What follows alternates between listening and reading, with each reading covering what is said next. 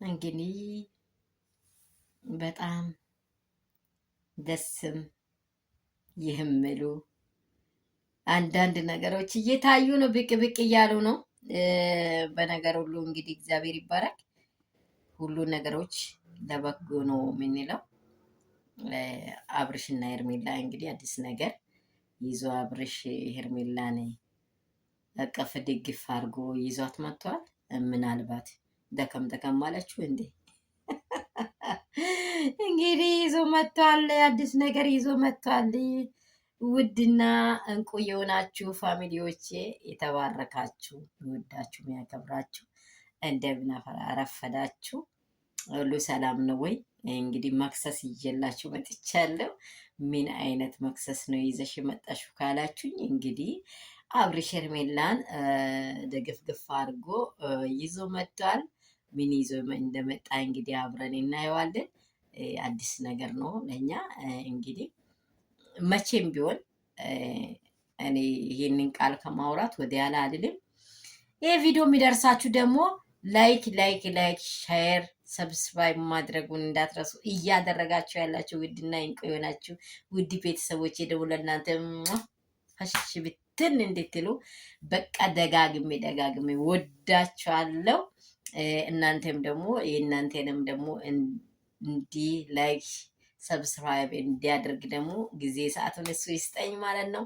እንግዲህ ያለው ነገር ይሄ ነው። ምንድን ነው ያለው ነገር ካላችሁ አብርሽ ሄርሜላን ይዞ መጥቷል፣ ብቅ ብሏል። እንግዲህ ምን ይዞ እየመጣ እንደሆነ ምን ጠንስሶ እየመጣ እንደሆነ አብረን እናያለን። ምንም ቢሆን አብርሽ እውነት ብናወራ ከሩትዬ ጋር ነው የሚያምርበት። አነጋገሩ ራሱ አፉ እየተሳሰረ ነው የሚያወራው ማለት ነው። በእርግጠኝነት ስናስበው በቃ ሄርሜላና አብርሽን ስታመዛዝኑ በፍጹም ሊገናኙ አይችሉም። አናቀውም ብቻ ምስጢሩን የእነርሱን እግዚአብሔር ነው የሚያውቀው። በእርግጥ የሰው ልጆች ፊቱን ነው እንጂ ሰውን እኛ የምናየው ውስጡን ልናየው አንችልም። በነገር ሁሉ ላይ እግዚአብሔር ደግሞ መልካም እንደሚያደርግ ሁላችን እናውቃለን። ይሄ አዲስ ነገር ምንድን ነው? ሁላችን አብረን የምናየው ይሆናል። ቲክቶክ ላይ ይዞ ብቅ ብሎልናል። እንግዲህ ያለው ነገር ይሄ ነው። ምን ሊያደርግ ምን ሊሰራ ይዞ እንደመጣ ሄርሜልዬን ደግሞ ሽምግልና ይልካለው እንዲህ እያለ ነው እያለው ይሄ ደግሞ ጉድ እየወጣ ነው እየተባለ አብርሽ ደነገጠ፣ ሄርሜላ ጠፋች እየተባለ እየተወራም ነው። እንግዲህ እንደዚህ ደግሞ እሱ አለን እኮ እያለ ይዞ እየመጣ ነው። መኖሩን እያሳያ ነው መሰለኝ። ደግሞ ያለው ነገር ሁሉ እናጣረዋለን፣ እናጣጥመዋለን። ግን በደንብ በዚህ በኩል ስኛንቀው በዚህ በኩል ስኛንቀው እየጣፈጠን አይደለም። አብርሽ በዚህ ጉዳይ ላይ እንድረዳ የሚፈልገው እየጣፈጠ አይደለም ለእኛ።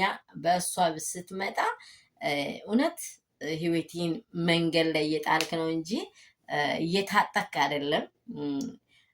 ሄርሜላ አያት ራሱ ባለፈው ሲያወሩ የሰመነው ምንድን ነው እሷ በእኛ ነው ያደገችው ምናምን፣ ስለ እሷ የምናውቀው ነገር እንደዚህ ነው እያሉ ሲያወሩ ነበር። መልካም ነገሮችንም እያወሩ ነው፣ የሚያስከፋ ነገሮችንም እያወሩ ነው። በእርግጥ ሰው ልጅ ሴት ልጅ በደንብ እግሯን አራዝማ ወይም ምላሷን አራዝማ የምትራመድ ሴት ከሆነች እሷን ሴት ፍሯት፣ መጨረሻዋ መልካም። ግን ሴት ልጅ ቀስ ብላ ትላልቅ ሰዎች ፊትም ቀስ ብላ የምትወጣ ከሆነ እግሯን ቀስ ያደረገች ልቧም ቀስ ያለ ነው ይባላል አባባል በሀገራችን። ሴት ልጅ ስትከበር ክብር አለ፣ ስትቀል ግን ክብር የለም። እንግዲህ ፍቅር ጀማዎቹን እንደዚህ ብቅ አድርጓሉ። የፍቅር ጀማዎች መጥተዋሉ። እናንተ ደግሞ ምን እንደምትሉ አላውቅም። እኛ ደግሞ ጉጉታችን አብርሽ ከልጅ አባቱ ከልጅ እናቱ እንድለይ በፍጹም አንፈልግም። አዲስ ነገር ይዞ ቢመጣም እኛ አይደንቀንም፣ አይተነዋል። እስከ ዛሬም ድረስ በሱ ዙሪያ ነው እየተከራከረን ያለ ነው። አብርሽ እያስተውልበት እላችኋለሁ።